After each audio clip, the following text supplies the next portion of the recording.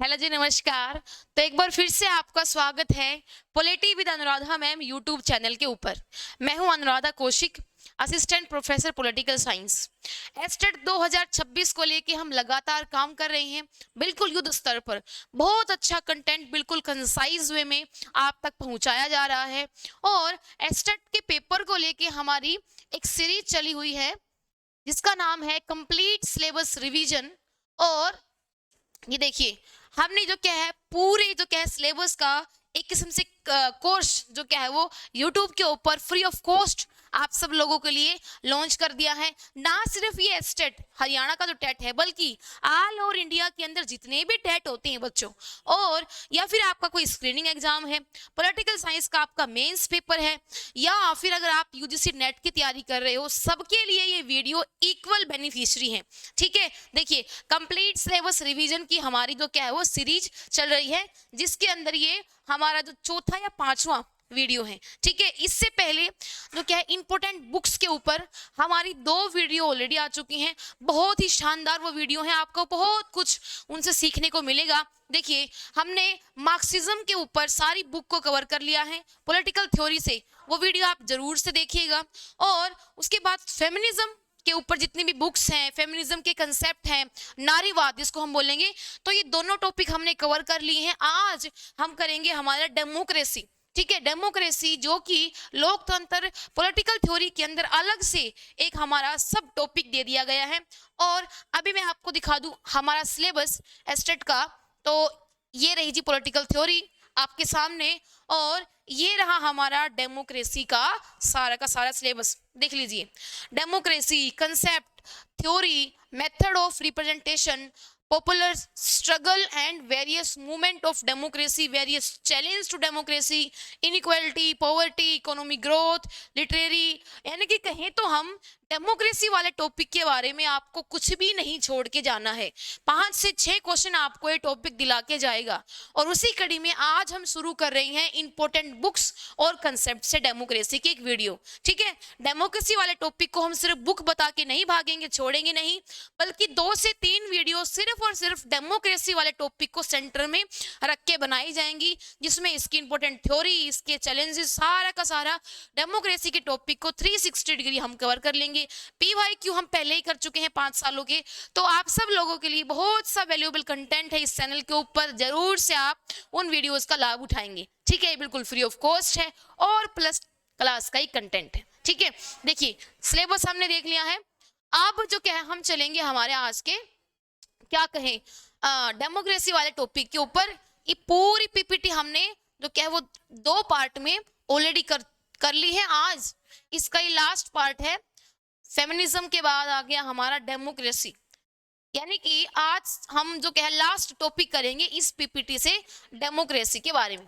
देखिए जी, ये रहा हमारा लोकतंत्र। ठीक है, देखिए सबसे पहले शुरुआत करेंगे हम एक बहुत ही प्रसिद्ध विचारक सिले के बारे में। सिले का एक कथन है लोकतंत्र को लेके कि लोकतंत्र एक ऐसी सरकार है जिसमें सभी का हिस्सा है। ठीक है, ये कोट है और कई बार एग्जाम में पूछा भी जा चुका है। और दूसरा सबसे महत्वपूर्ण कथन जो कि आप बचपन से पढ़ते आ रहे हो, वो है जी अब्राहम लिंकन का गेटिसबर्ग भाषण। अभी आपको कमेंट में ये बताना है कि वो भाषण कब कौन से वर्ष में दिया गया था। एस्टेट के पेपर के अंदर ऑलरेडी क्वेश्चन रखा मिला था, बिल्कुल धरा का धरा इसी लाइन के ऊपर। ठीक है, कि लोकतंत्र हमारा लोगों का, लोगों के द्वारा, लोगों के लिए बनाई हुई सरकार है, democracy by the people for the people, है ना। ये परिभाषा बहुत ही रटी हुई है, हर बच्चे को पता होगी। तो ये अब्राहम लिंकन का गेटिसबर्ग भाषण है। ठीक है, तो उसी डेमोक्रेसी के ऊपर आज हम इंपॉर्टेंट बुक्स को लेके बात कर रहे हैं, क्योंकि 2 क्वेश्चन तो आपके ओनली ऑन बुक्स और थिंकर से पक्के हैं 200%। ठीक है, तो देखिए सबसे पहले हम डेमोक्रेसी के बारे में बात कर लेंगे। देखिए डेमोक्रेसी क्या है, सरकार को चलाने का एक रूप है। ठीक है, कई लोग डेमोक्रेसी को एक वे ऑफ लाइफ भी मानते हैं, यानी कि जीवन जीने का एक तरीका भी मानते हैं। ठीक है, और कई लोग डेमोक्रेसी को निरंकुश वाद या फिर हम कहें तो निरंकुश तंत्र से बचने का एक रास्ता भी मानते हैं। तो आज इस पूरी दुनिया के अंदर जितने भी शासन प्रणालियां हैं, उनमें सबसे प्रसिद्ध या सबसे पॉपुलर जो आज के टाइम पे प्रणाली है सरकार को चलाने की, शासन को चलाने की, वो है हमारी डेमोक्रेटिक।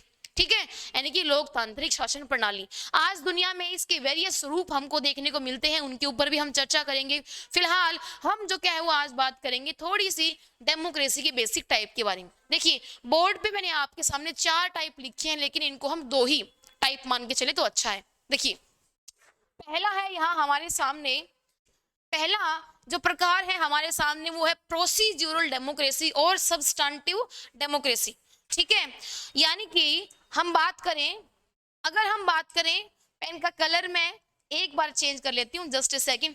देखिए प्रोसीड्यूरल डेमोक्रेसी, इसको हम क्या कहेंगे, प्रक्रियात्मक, प्रक्रियात्मक लोकतंत्र। नाम से देखो क्लियर है, सिर्फ मैंने कीवर्ड लिखे हैं, यहाँ इंग्लिश का कुछ भी नहीं है, तो हिंदी वाले बच्चों को घबराने की जरूरत नहीं है बिल्कुल भी। ठीक है, प्रक्रियात्मक लोकतंत्र यानी कि प्रोसीड्यूरल डेमोक्रेसी, ये क्या है इस पे बात करेंगे। सब्सटेंटिव डेमोक्रेसी यानी कि तत्वात्मक लोकतंत्र, या इसको ही हम कई बार परिमाणात्मक, परिणामात्मक लोकतंत्र भी बोल देते हैं, यानी कि ये परिणाम के ऊपर जो क्या है वो फोकस करती है। ठीक है, तो सबसे पहले इन 2 टाइप को देखेंगे। देखिए डेमोक्रेसी का स्टाइल क्या होगा उसको लेके हमारे पास 2 प्रकार हैं। पहला तो है प्रक्रियात्मक यानी कि प्रोसीड्यूरल डेमोक्रेसी, ध्यान से सुनिएगा, कॉपी पेन लेके जरूर बैठिएगा। दूसरा है हमारे पास सब्सटेंटिव डेमोक्रेसी यानी कि तात्विक या तत्वात्मक, या हम कहें तो परिणामात्मक लोकतंत्र, जो कि रिजल्ट के ऊपर फोकस करता है। तो सबसे पहले प्रक्रियात्मक लोकतंत्र की अगर हम बात करें तो ये नजदीक जाता है हमारा उदारवादी लोकतंत्र के साथ। ठीक है, यानी कि जो डेमोक्रेसी का लिबरल स्टाइल है, जिसके अंदर हम जो क्या है वो प्रक्रिया को समान कर देते हैं, यानी कि लोकतंत्र को चलाने के लिए सारी संस्थाएं, वयस्क मताधिकार, सभी को समान अधिकार, ठीक है, अवसर की समानता, इक्वल अपॉर्चुनिटी जिसकी हम बात कहें, तो ये सारी बातें हमको देखने को मिलती है प्रक्रियात्मक लोकतंत्र में। यानी कि ये स्टाइल फोकस करता है लोगों को प्रोसेस, प्रक्रिया आप जो क्या वो समान रख दो, सेम दे दो। प्रक्रिया को समान करने के बाद राज्य की जिम्मेदारी आपकी खत्म। अब व्यक्तियों के ऊपर डिपेंड है उनके अंदर कितना कैलिबर है, कितनी योग्यता है, उस योग्यता के आधार पर वो क्या करेंगे, अपने अपने भविष्य का निर्माण करेंगे। ठीक है, यानी कि प्रक्रियाओं को या समान अवसरों को देने तक ये लोकतंत्र का स्टाइल सीमित है, प्रकार सीमित है। ठीक है, ये जो क्या है वो उदारवादी लोकतंत्र के नजदीक जो क्या है वो हम इसको रख सकते हैं। और अगर हम बात करें तो ये राज्य को जो क्या है वो सिर्फ इक्वल अपॉर्चुनिटी देने तक सीमित करता है। एवं प्रक्रियात्मक लोकतंत्र या हमारी प्रोसीड्यूरल डेमोक्रेसी ज्यादा जो क्या फोकस करती है राजनीतिक जो क्या है वो नागरिक अधिकारों की समानता के ऊपर। एक बात, दूसरा है हमारा सबस्टैंटिव डेमोक्रेसी यानी कि तत्वात्मक लोकतंत्र। ये स्टाइल लोकतंत्र का या ये प्रकार मार्क्सवादी या समाजवादी लोकतंत्र से ज्यादा नजदीक बैठता है। और तत्वात्मक लोकतंत्र का हमारा मतलब है कि ना सिर्फ प्रक्रिया को राज्य क्या रखे सेम, बल्कि आखिर में एंड रिजल्ट क्या होंगे, ठीक है, उनके ऊपर भी पूरा ध्यान दे। क्योंकि प्रक्रिया को सिर्फ जो क्या है बराबर करने से ही समाज के अंदर इक्विटी या इक्वलिटी नहीं आ जाएगी, भेदभाव बने रहेंगे। और जहां पे हमारा प्रक्रियात्मक लोकतंत्र सिर्फ राजनीतिक और नागरिक अधिकारों के ऊपर फोकस करता है, वहीं पे हमारा सबस्टैंटिव जो डेमोक्रेसी है वो बात करता है हमारा आर्थिक और सामाजिक अधिकारों के भी ऊपर। ठीक है, यानी कि भेदभाव को मिटाने के लिए राज्य को और ज्यादा हस्तक्षेप करना पड़ेगा। और आप परिणाम भी देखोगे, एंड रिजल्ट भी देखोगे। आपको मैं 1 मिनट एक अच्छा एग्जांपल बताती हूँ। जैसे कि एक जो क्या है वो ग्राउंड है रेस का, और जिसके अंदर आप जो क्या है ट्रैक के ऊपर सबको रेस लगानी है। और प्रक्रियात्मक लोकतंत्र के अंदर केवल इतना होगा कि सबको एक इक्वल लाइन में खड़ा कर देंगे और कहेंगे जी सीटी बच गई भागो। लेकिन आखिर में जो रिजल्ट आएगा, कौन फर्स्ट आएगा, सेकंड आएगा, थर्ड आएगा, वो उन बंदों की योग्यता के ऊपर निर्भर है। यानी कि स्टेट अब से पीछे हट जाएगा, राज्य का रोल इतना ही है, उसके बाद खत्म हो जाएगा। व्यक्ति जो क्या है अपने आप अपनी किस्मत को चुनेंगे। वहीं पे तत्वात्मक लोकतंत्र के अंदर जो क्या है वो अलग अलग व्यक्तियों को उनके योग्यता के अनुसार या उनकी कंडीशन के अकॉर्डिंग क्या स्थान दिए जाएंगे, अवसर दिए जाएंगे। जैसे कि उसी रेस के मैदान के अंदर एक बूढ़ा व्यक्ति भी है, उसी रेस के मैदान के अंदर एक प्रेग्नेंट लेडी भी है, उसी रेस के मैदान के अंदर एक अपाहिज व्यक्ति भी है। तो क्या सिर्फ प्रक्रिया सेम करने से वो व्यक्ति उस रेस को कभी जीत पाएंगे? बिल्कुल नहीं। तो इसलिए जिनको एक्स्ट्रा जरूरत है उनके ऊपर एक्स्ट्रा केयर की जाएगी। ये बात करती है हमारी तत्वात्मक लोकतंत्र की जो क्या है अवधारणा। ठीक है, आई होप कि आपके माइंड में बिल्कुल क्रिस्टल क्लियर हो गया होगा। अगर हो गया तो कमेंट बॉक्स में जरूर से लिखिएगा मैडम क्रिस्टल क्लियर। ठीक है, अब देखिए, अब बात करेंगे डायरेक्ट और इनडायरेक्ट डेमोक्रेसी। ये भी लोकतंत्र के प्रकार हैं। ठीक है, एक को हम बोलेंगे क्या, प्रत्यक्ष लोकतंत्र। ठीक है, और दूसरे को बोलेंगे अप्रत्यक्ष लोकतंत्र, डायरेक्ट और इनडायरेक्ट। डायरेक्ट डेमोक्रेसी बहुत ही जो क्या है वो प्राचीन रूप है। जैसे कि आपने एथेंस के अंदर जो प्लेटो और अरस्तु के जमाने वाली डेमोक्रेसी है ना, जिसके अंदर आपके कुछ लोग जो क्या है बैठ जाते थे आमने सामने और अपने नेता को खुद चुनते थे।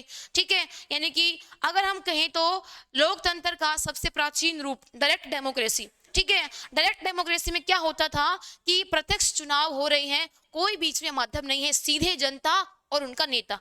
और ये लोकतंत्र का सबसे प्राचीन रूप है, एथेंस से ये उठ के आया है।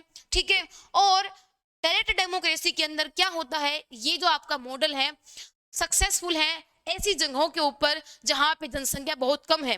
चूंकि उस टाइम यूनान के अंदर सिटी स्टेट यानी कि नगर राज्य हुआ करते थे, उन नगर राज्यों के अंदर जनसंख्या बहुत कम थी। ठीक है, 5,000 के आसपास। और ऐसे में वो डायरेक्ट डेमोक्रेसी का मॉडल काम कर गया। लेकिन आज की दुनिया में हम नेशन स्टेट यानी कि राष्ट्र राज्यों के अंदर जी रही हैं, है ना, बड़े बड़े विशाल काय राज्य हैं हमारे, अरबों में पॉपुलेशन है। तो ऐसे में डायरेक्ट डेमोक्रेसी का जो ये टाइप है ये आज काम नहीं कर सकता। इसलिए एक दूसरा प्रकार लोकतंत्र का इनडायरेक्ट डेमोक्रेसी यानी कि अप्रत्यक्ष लोकतंत्र, और इसी को हम क्या बोल देते हैं, प्रतिनिधि लोकतंत्र। प्रतिनिधि लोकतंत्र या रिप्रेजेंटेटिव डेमोक्रेसी आज दुनिया में सबसे ज्यादा डेमोक्रेसी का बच्चों यही मॉडल काम करता है, इन जिसको हम बोलेंगे इनडायरेक्ट डेमोक्रेसी। भारत में भी यही है, दुनिया के बहुत सारे देशों में यही है।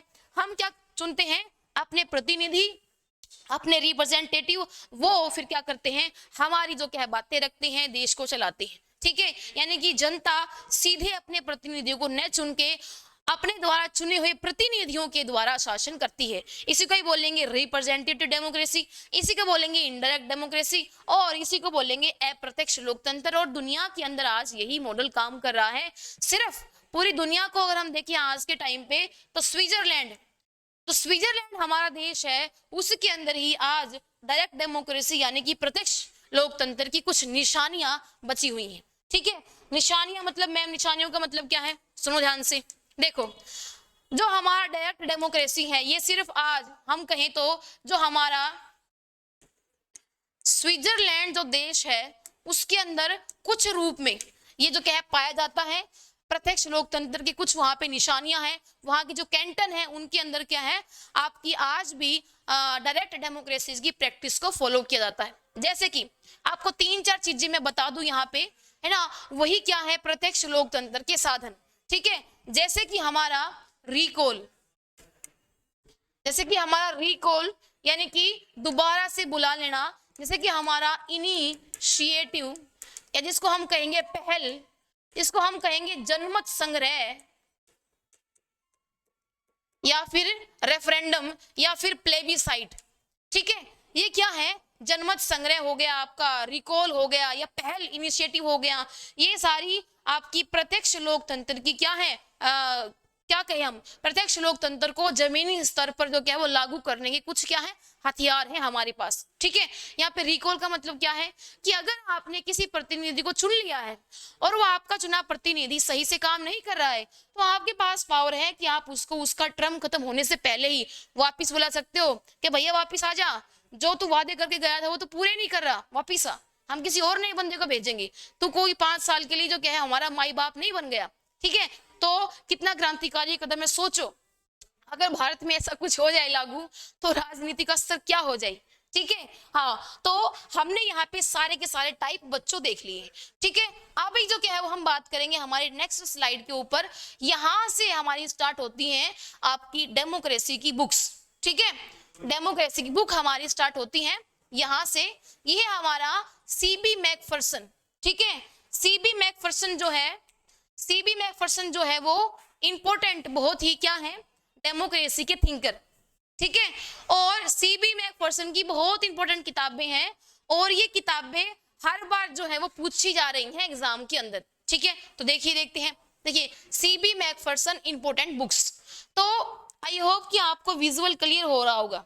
जी हाँ, देखिए political theory of possessive individualism, बहुत बहुत इंपॉर्टेंट ये आपकी बुक है और इस बुक से क्वेश्चन भी आ चुका है बच्चों। देखिए क्या है, political theory of possessive individualism, और ये सीबी मैकफरसन की किताब है। सीबी मैकफरसन कौन है? एक ऐसे पॉलिटिकल साइंटिस्ट है जिन्होंने डेमोक्रेसी के बारे में बहुत कुछ लिखा है, बोला है, ठीक है। तो इसी बुक के अंदर पॉजेसिव इंडिविजुअलिज्म के अंदर आपके सीबी मैकफरसन ने लॉक को और बेंथम को क्या कहा है, पॉजेसिव इंडिविजुअल, ठीक है, समझ गए? हाँ जी। तो दूसरी इनकी जो किताब है the real word of democracy, इसको भी आप लोग जरूर से आप याद करो, आप रटो समझो, या आपके ऊपर, ठीक है, बट याद जरूर होनी चाहिए हर बच्चे को। उसके बाद हम बात करें, एक एक क्वेश्चन जरूरी हो जाता है एग्जाम करेक्ट करने के लिए, तो 3 से 4 क्वेश्चन तो बहुत बड़ी चीज हो जाती है, कुछ भी करके हम करेंगे और आगे आपकी पॉलिटिकल थ्योरी में पूरा बैक सपोर्ट करेंगे ये थिंकर, क्योंकि बार बार आएंगे, ठीक है।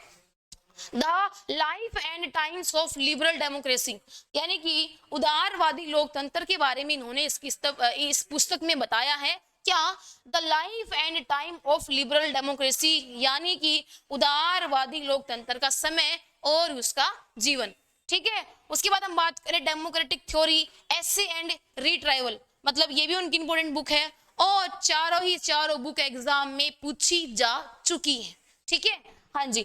उसके बाद अगर हम आगे चलें, यहां से आपको एक इफेक्ट नोट करना है कि पॉजेसिव इंडिविजुअलिज्म की टर्म जो क्या है वो सीबी मैकफरसन से जुड़ी हुई है और इन्होंने ये आपका लॉक और बेंथम को लेके कहा है, ठीक है। चलिए, और इनकी बुक आपको ध्यान में रखनी है। इसके बाद आगे हम बात करें हमारी नेक्स्ट स्लाइड के बारे में, अदर मेजर डेमोक्रेटिक थिंकर। देखिए यहाँ पे हमारे सामने है पहला कार्ल मर्नहीम, ठीक है, Karl Mannheim, ideology and utopia, ideology and utopia, इनकी ये बुक है, बहुत ही फेमस है। उसके बाद हम बात करें जोसेफ शुम्पीटर, जोसेफ शुम्पीटर, ठीक है, उनकी बहुत इंपॉर्टेंट बुक है, ये आपका पीवाईक्यू भी है, ना सिर्फ एक बार बल्कि कई टेट एग्जाम के अंदर मैंने ये बुक देखी है और यूजीसी नेट के अंदर भी ये बुक देखी है, तो मतलब बहुत जगह ये पीवाईक्यू घूम चुका है, ठीक है। तो जरूर से याद करें, रट लें जोसेफ शुम्पीटर की book, capitalism, socialism and democracy, ठीक है, कैपिटलिज्म, सोशलिज्म एंड डेमोक्रेसी, ठीक है, जोसेफ शुम्पीटर की बुक है। इसके बाद जियोनी सार्टोरी, सार्टोरी हम इनको बोलते हैं फेमसली, तो जियोनी सार्टोरी की बुक है डेमोक्रेटिक थ्योरी, डेमोक्रेटिक थ्योरी, ठीक है। देखिए मैं आपको ना यहाँ पे एक झोल बताती हूँ, झोल क्या है, कई बार बुक तो अपने याद रहती है और बुक को हम गैस भी कर सकते हैं, भाई डेमोक्रेसी वर्ड है या डेमोक्रेटिक थ्योरी वर्ड है, तो हम अनुमान लगा सकते हैं कि बुक जुड़ी हुई है आपकी डेमोक्रेसी से, लेकिन आप थिंकर भूल जाते हैं, क्वेश्चन भी ऐसे ही आता है, बुक का नाम दे देंगे थिंकर मैच करो, वहां आपका गैस वर्क काम नहीं करेगा, इसलिए थिंकर भी आपको याद करनी उतनी ही जरूरी है। अगर आपको नहीं पता कि ये सार्टोरी की बुक है, भले ही आप यहाँ पे गैस लगाई जाओ कि बुक तो डेमोक्रेसी की है, बुक तो डेमोक्रेसी की है, क्या फायदा उसका जब तक आपको जियोवनी सार्टोरी का नाम नहीं पता है, ठीक है। चलिए, हाँ, तो ऐसे आपको करना है, बिल्कुल दोनों को आपको इक्वल रिमेंबर करना है। जियोवनी सार्टोरी डेमोक्रेटिक थ्योरी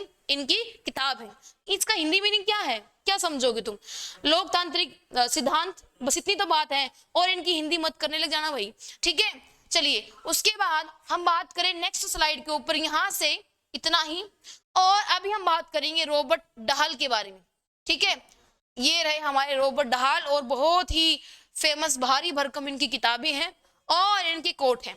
देखिए ये रॉबर्ट डहाल कौन है, रॉबर्ट डहाल एक ऐसे विचारक हैं, पॉलिटिकल साइंटिस्ट हैं, जिन्होंने बहुलवाद के ऊपर बहुत काम किया है। बहुलवाद क्या है, डेमोक्रेसी के अंदर एक ऐसा कंसेप्ट है जो ये मानता है कि डेमोक्रेसी के अंदर भैया ना तो एक आदमी की चलती है, जो आपकी एलिट थ्योरी बात करती है, ये गितानो मोस्का हो गए, रॉबर्ट मिशेल हो गए, जिन्होंने क्या दिया था, iron law of oligarchy, Karl Mannheim हो गया, ठीक है।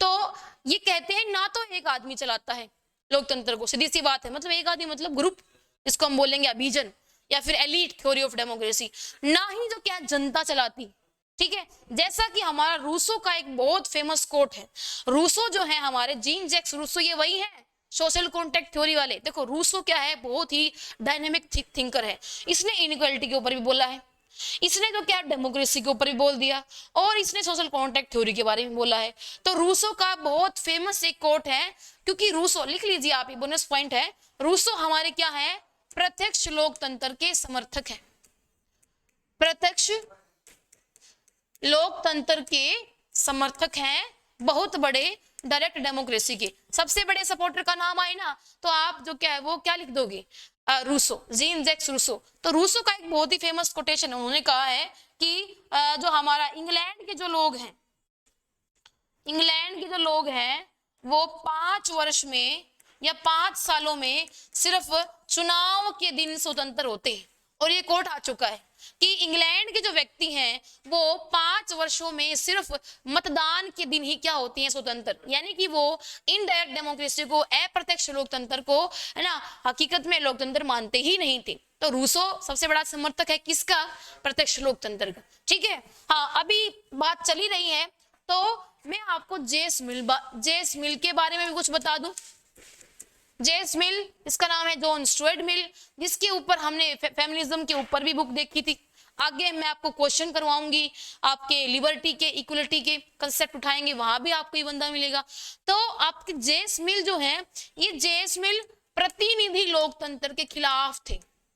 प्रतिनिधि तो जो लोकतंत्र होता है उसको ज्यादा अच्छा नहीं मानते थे क्या, हमारे जीन जैक्स रूसो, और इन्होंने कहा था कि जो आपकी ये क्या बोलेंगे, 1 पर्सन 1 वोट, इसके खिलाफ थे, और ये मानते थे कि डेमोक्रेसी के अंदर पढ़े लिखे लोगों का बहुत ज्यादा रोल है, और हमारी जो डेमोक्रेसी है, जो लोकतंत्र है, वो गरीब देशों की शासन प्रणाली है ही नहीं।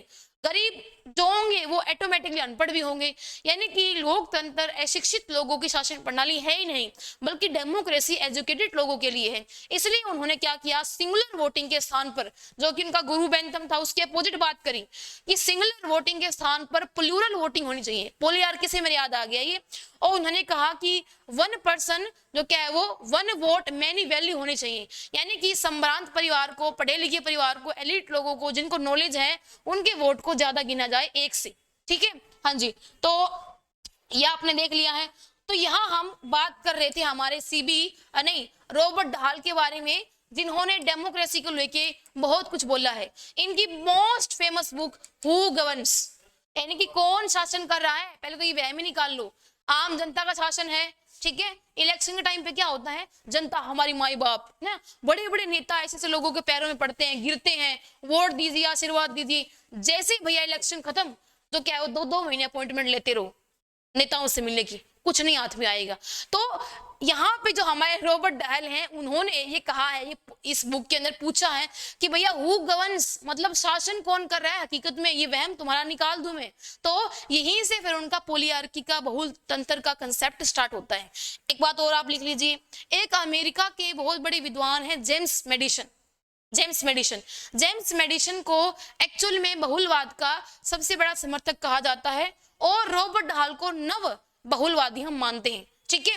चलिए देखिए, रॉबर्ट ढाल की बहुत इंपॉर्टेंट बुक है हु गवर्न्स, जरूर से नोट कीजिएगा। अब आप इसको भूलोगे नहीं, एग्जाम्पल तगड़ा दे दिया है मैंने, ठीक है। इसके बाद है पोलियार्की, यानी कि हमारा बहुलवाद या बहुतंत्र।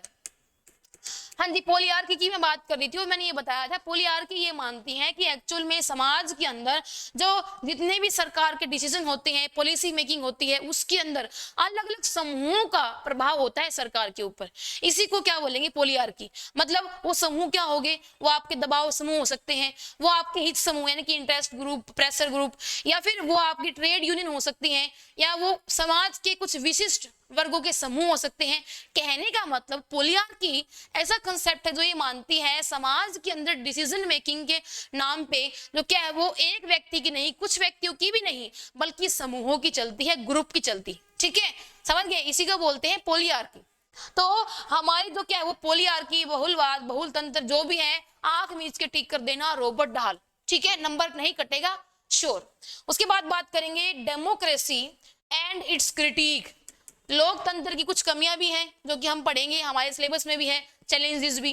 तो डेमोक्रेसी एंड इट्स क्रिटिक पुस्तक भी रॉबर्ट डाहल की है। उसके बाद ऑन डेमोक्रेसी, ये बुक बड़ी जरूरी है क्योंकि पॉलिटिकल थ्योरी के अंदर 2-3 विचारक ऐसे हैं मिलते जुलते जिन्होंने इसी टाइटल के ऊपर बुक लिखी है। हम जो क्या है वो आपकी बात करें हन्ना अरेंट की या माओ जेडोंग की, और या फिर ये हमारे Robert Dahl. On democracy, on करके काफी बुक्स हैं और इसलिए ये बुक काफी कंफ्यूजिंग हो जाती है, इसलिए हमेशा याद रखिएगा ऑन डेमोक्रेसी जो हमारी किताब है वो रॉबर्ट डाहल की। ठीक है, तो रॉबर्ट डाहल के बारे में इतना ही। आगे चलते हैं हमारी नेक्स्ट स्लाइड के ऊपर। ये है हमारे एक और हमारे क्या है ये हेबरमास। ठीक है, हेबरमास के बारे में बात करेंगे।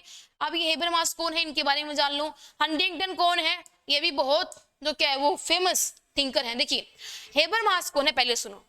हमने मार्क्सवाद कल की वीडियो में देखा और मैंने मार्क्सवाद के बारे में काफी आपको बताया भी। ठीक है, और कुछ बच्चों ने कमेंट भी किया कि मैडम आप सही कह रहे हो, आधे घंटे की क्लास से कुछ नहीं होगा, कम से कम आप हर रोज 1 घंटे की क्लास लिया करो। तो मेरे को सुन के अच्छा लगा कि हाँ बच्चे इंटरेस्टेड हैं और पूरा सपोर्ट भी कर रहे हैं। देखिए मार्क्सवाद के बाद एक मार्क्सवाद के अंदर एक और हम टाइप पढ़ते हैं, उसका नाम है न्यू मार्क्सिज्म या नव मार्क्सवाद। देखिए जहां पे मार्क्सवाद फोकस करता है ओनली ऑन इकोनॉमिक स्टेटस के ऊपर, आर्थिक गतिविधियों के ऊपर, वहीं पे नव मार्क्सवाद बात करता है कि भैया इकोनॉमी मान लिया कि बहुत बड़ा फैक्टर है उत्पादन के साधन और उत्पादन की स्थिति और उत्पादन के संबंध, बट और भी चीज हैं जो प्रभावित करती हैं बिल्कुल समाज के स्ट्रक्चर को, सोसाइटी को और किसी भी पॉलिटिकल सिस्टम को। तो नव मार्क्सवाद विचारधारा, संस्कृति और नागरिक समाज, सिविल सोसाइटी, ये भी कुछ ऐसे फैक्ट हैं या फिर कुछ ऐसी बैक सपोर्ट चीजें हैं जो काफी प्रभावित करती हैं किसी भी समाज को।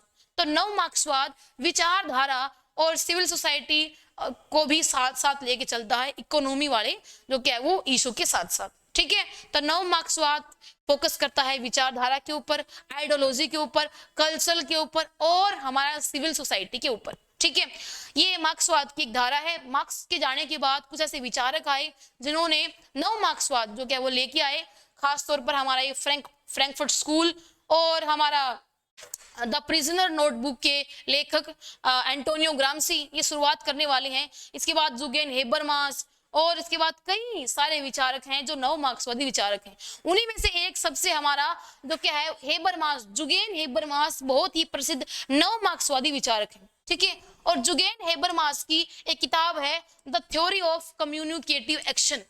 ठीक है, the theory of communicative action, ये प्रसिद्ध पुस्तक है जुगेन हेबरमास की।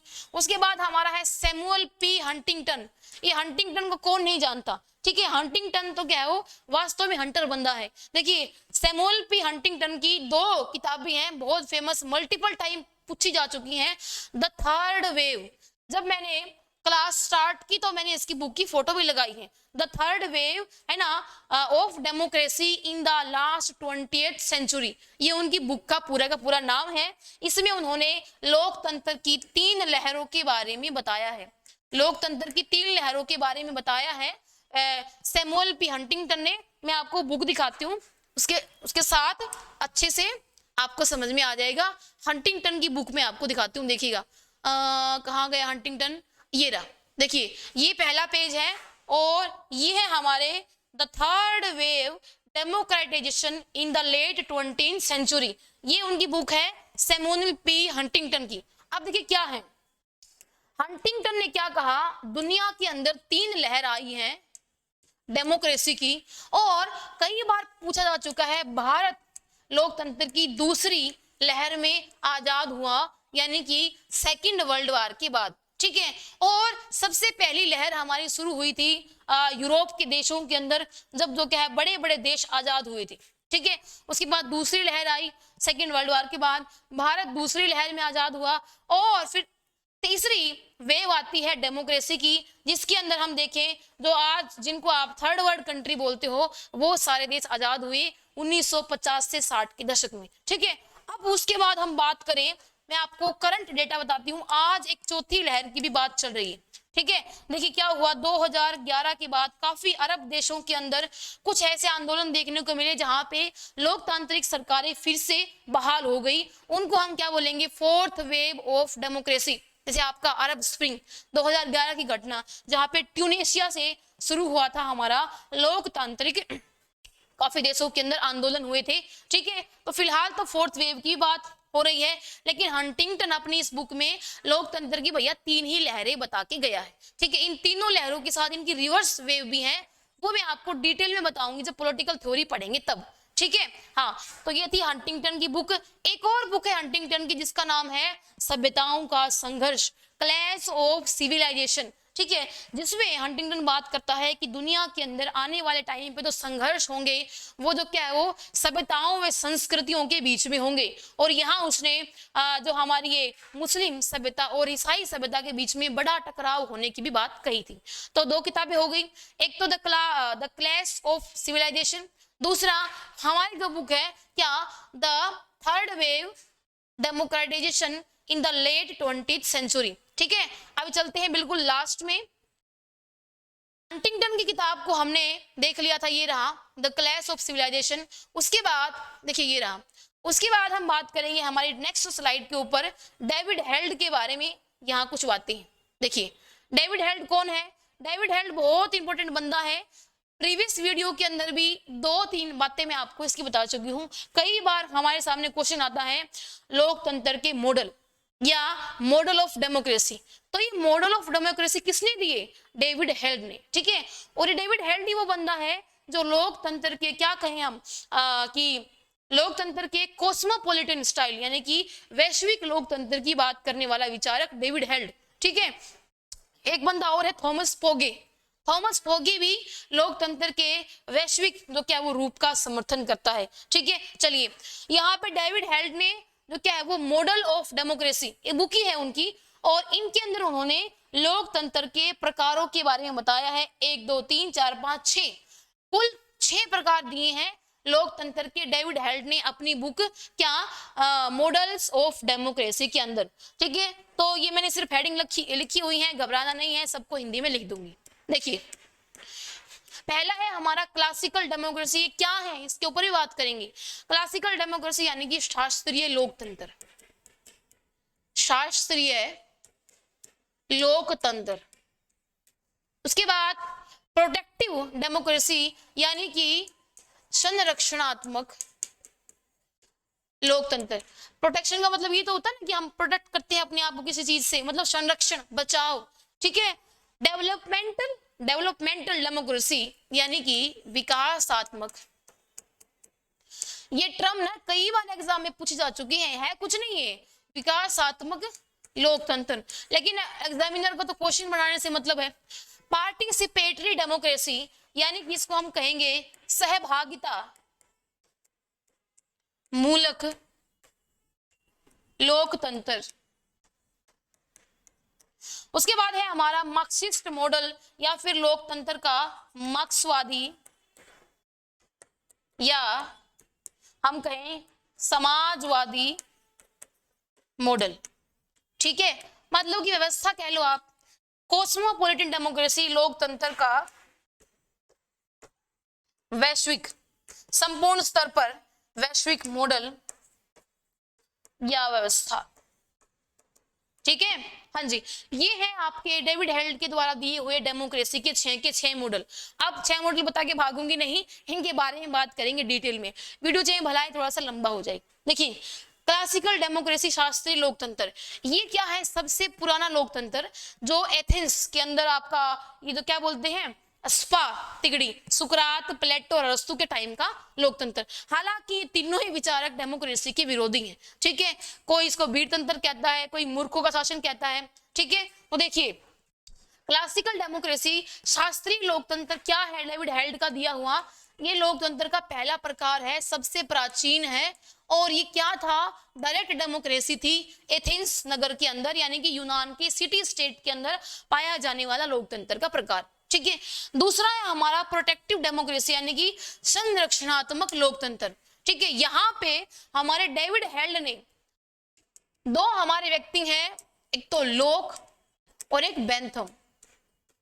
ठीक है। लोक और बेंथम को क्या कहा? संरक्षणात्मक लोकतंत्र। क्यों कहा? क्योंकि जब उदारवादी लोकतंत्र आ गया तो उसके अंदर लोगों ने लोकतंत्र को मोनार्की से, राजशाही से, या फिर निरंकुशवाद से, या फिर हम कहें तो अधिनायकवाद से बचने का एक तरीका समझा। ठीक है। यानी कि जब डेमोक्रेसी आई, उदारवादी लोकतंत्र आया यूरोप के अंदर पुनर्जागरण के बाद, जब यूरोप के लोग नींद से जागे और मध्यकाल का अंत हो गया, मैकियावेली आ गया, और उसके बाद हम देखें दुनिया के अंदर राष्ट्र राज्यों की स्थापना होने लग गई और लोगों ने डेमोक्रेसी को अपने जीवन को खुलापन देने के लिए, अपने आप को प्रोटेक्ट करने के लिए एक शासन पद्धति के रूप में अपना लिया। ठीक है। वहीं से शुरू हो जाएंगे व्यक्ति के अधिकार। 50 कंसेप्ट आप पढ़ोगे पॉलिटिकल थ्योरी के अंदर, समानता, स्वतंत्रता, अधिकार, नागरिकता, ये वो सारे उसी टाइम के। ठीक है। तो हमारी तो क्या है, वो लोकतंत्र का जो रूप जो उदारवाद के साथ आया उसको अपन क्या बोलते हैं बच्चों? उसको हम बोलते हैं, या डेविड हेल्ड ने क्या बोला है? प्रोटेक्टिव डेमोक्रेसी, संरक्षणात्मक लोकतंत्र। यानी कि लोकतंत्र क्या है? लोगों के अधिकारों के संरक्षण करने का एक तरीका। ठीक है। चलिए जी, उसके बाद हम बात करेंगे, जेम्स मिल भी इसी के अंदर आ जाएगा, जिन्होंने क्या है हमारा विकास करने के लिए अपना संरक्षण करने के लिए डेमोक्रेसी को चुना। फिर हम बात करेंगे डेवलपमेंटल डेमोक्रेसी, विकासात्मक लोकतंत्र। तीसरे टाइप में डेविड हेल्ड बात करता है, लोगों ने अपने आर्थिक, सामाजिक व राजनीतिक विकास के लिए लोकतंत्र को चुना। ठीक है। इतनी सी बात है बस। उसके बाद है पार्टिसिपेटरी डेमोक्रेसी। अब यहां से क्या हुआ? लोगों ने लोकतंत्र के अंदर ज्यादा से ज्यादा पीपल पार्टिसिपेशन यानी कि लोकतांत्रिक भागीदारी की बात कही। यानी कि अगर हम देखें तो जेम्स मिल ने इसकी शुरुआत की थी, और उसके बाद हम देखें पार्टिसिपेटिव डेमोक्रेसी की बात जो है, चाहे आपका हन्ना अरेंट हो गई, चाहे आपका जुगेन हेबरमास हो गया, चाहे आपकी कैरोल पेटमैन हो गई, है ना, और भी बहुत सारे विचारक हैं जिन्होंने क्या कहा? लोकतंत्र को क्या कहा? ज्यादा से ज्यादा पार्टिसिपेटिव या पार्टिसिपेटरी डेमोक्रेसी। मतलब लोकतंत्र को तभी मजबूत कर सकते हैं जब ज्यादा से ज्यादा लोगों की सहभागी हो, पार्टिसिपेशन हो, और हर एक व्यक्ति को उसके राजनीतिक अधिकार मिले, राजनीति के अंदर भाग लेने का अधिकार मिले, लोग डिबेट करें, चर्चाएं करें, ओपन डिस्कशन हो, सरकार की जो क्या है वो आलोचना करने का अधिकार हो, प्रोटेस्ट करने का अधिकार हो, लोग पॉलिटिकल इश्यू के ऊपर बोलें, मुद्दों के ऊपर बोलें, पॉलिटिको जो क्या है अपने क्या कहें पब्लिक प्लेस के अंदर यूज करें, राजनीति को सार्वजनिक जीवन का एक हिस्सा माने। यानी कि पार्टिसिपेटिव डेमोक्रेसी आपके जो आम चौक चौराहों नुक्कड़ के ऊपर चर्चाएं होती हैं उनसे शुरू होने की बात करता है। ठीक है। तो इसके समर्थक मैंने आपको बता ही दिए। उसके बाद हम बात करें क्या? Marxist model. भाई इनका अलग ही चलता है कुछ, ये भी एक मॉडल है डेमोक्रेसी का। अब कहने को तो चाइना भी अपने आप को लोकतांत्रिक कंट्री बोलता है, लेकिन क्या हकीकत में है? ठीक है। हाँ, तो ऐसा ही है कि कई देश आज भी दुनिया के अंदर ऐसे हैं जिन्होंने अपने यहाँ अपना अलग ही डेमोक्रेसी का मॉडल डेवलप कर लिया है, जो है तो मार्क्सवादी या साम्यवादी विचारधारा के ऊपर, लेकिन वो अपने आप को भी डेमोक्रेटिक कंट्री बोलते हैं। तो उन देशों के या उस एग्जाम्पल को दर्शाने के लिए ये जो हमारा क्या है लोकतंत्र का मार्क्सवादी मॉडल या साम्यवादी मॉडल, जिसके अंदर राजनीतिक अधिकारों के बजाय व्यक्तियों के आर्थिक और सामाजिक अधिकारों के ऊपर बल दिया जाता है, और राज्य जो क्या है यहाँ लोकतंत्र के मार्क्सवादी या समाजवादी मॉडल के अंदर ज्यादा मजबूत होता है। राज्य का सारे संसाधनों के ऊपर क्या है नियंत्रण और कंट्रोल। ठीक है। ये उदारवादी लोकतंत्र के ढांचे के बिल्कुल उलट है, अपोजिट है। समझ गए? ठीक है। देखिए इसके बाद है कोस्मोपॉलिटन डेमोक्रेसी। ये हमारा बात करता है कि लोकतंत्र तो इतनी अच्छी व्यवस्था है कि इसको ना सिर्फ अलग अलग राष्ट्रों में बल्कि इंटरनेशनल लेवल के ऊपर भी यानी कि पूरे विश्व के स्तर पर ही इसको लागू कर देना चाहिए। थॉमस फोगे हो गया आपका, एक हो गया खुद डेविड हेल्ड। ठीक है। ये भी आपका समर्थक हैं किसके? आपके कोस्मोपॉलिटन डेमोक्रेसी के। ठीक है। तो यहां से हमने इतना देख लिया है। अब हम कुछ एक विचारक और देख लेंगे। कैरोल पेटमैन। कैरोल पेटमैन एक बहुत ही पहुंची हुई फेमिनिस्ट थिंकर भी हैं, जिसकी हमने फेमिनिज्म वाली वीडियो में बात कर ली है डिटेल से। वीडियो आपको जरूर जो क्या है वो देखना चाहिए। कैरोल पैटमैन की एक बुक है पार्टिसिपेटिव एंड डेमोक्रेटिक थ्योरी, जरूर से याद कीजिएगा। यहाँ पे वो बात करती हैं कि लोकतंत्र को हम कैसे पीपल पार्टिसिपेशन के जरिए मजबूत बना सकती हैं, और यही बात हमारी हन्ना अरेंट कह के चलेगी बेचारी कि पीपल पार्टिसिपेशन हो, पीपल पार्टिसिपेशन हो, है ना। तो कैरोल पैटमैन, हन्ना अरेंट, आपका जोगेन, आपका हेबरमास, आपका ये क्या बोलेंगे जेम्स मिल ने तो कहते हैं कि शुरू किया था, यानी कि प्रेरणा ली जेम्स मिल से इन बाकी विचारकों ने, ठीक है। उसके बाद जेम्स ब्राइज, ये क्या है? जेम्स ब्राइज अमेरिका के एक राजनीतिक विचारक हैं। इनकी 2 बुक बहुत लंबे समय से एग्जामिनर पूछ रहा है, यानी कि आप जो क्या 10 साल पुराने पेपर उठाओगे ना पॉलिटिकल साइंस के कोई भी, उसके अंदर भी आपको ये जेम्स ब्राइज की कुछ न कुछ बुक देखने को मिल जाएंगी। कंपैरेटिव पॉलिटिक्स के अंदर स्पेशली हम इन विचारकों को पढ़ते हैं, ठीक है। तो इनकी 2 किताबें हैं जेम्स ब्राइज की, द अमेरिकन कॉमनवेल्थ पहला, दूसरा जेम्स ब्राइज की बुक है मॉडर्न डेमोक्रेसी, आधुनिक लोकतंत्र, ठीक है। तो ये थी हमारी आज की बहुत ही इंफॉर्मेटिव प्यारी सी वीडियो, और इस वीडियो से आपको बहुत कुछ सीखने को मिला होगा। इसी के साथ थैंक यू, और एक आप लोगों से अपील, आपको क्या करना है, हमारी थोड़ी सी मदद करनी है, थोड़ा सा सपोर्ट करना है। जल्दी से चैनल के 1000 सब्सक्राइबर करवा दीजिए, फिर आप और हम पढ़ेंगे लाइव। आप क्वेश्चन पूछिएगा, मैं उनका जवाब दूंगी, ठीक है। पढ़ने में मजा भी आएगा, तो इतना सपोर्ट मैं आपसे मांगती हूँ, और ये तो मेरा हक भी है, मांग भी सकती हूँ, ठीक है। तो अब मिलते हैं नेक्स्ट पॉलिटिकल थ्योरी की अगेन एमसीक्यू सीरीज के अंदर, जहां पे हम ये हमारा क्या करेंगे, लिबर्टी, इक्वलिटी, जस्टिस, इस कंसेप्ट को, टॉपिक को मैं उठाऊंगी, और 30 एमसीक्यू करके हम पूरे कंसेप्ट को समझ लेंगे, ठीक है। तो आज के लिए इतना ही, टेक केयर, बाय बाय।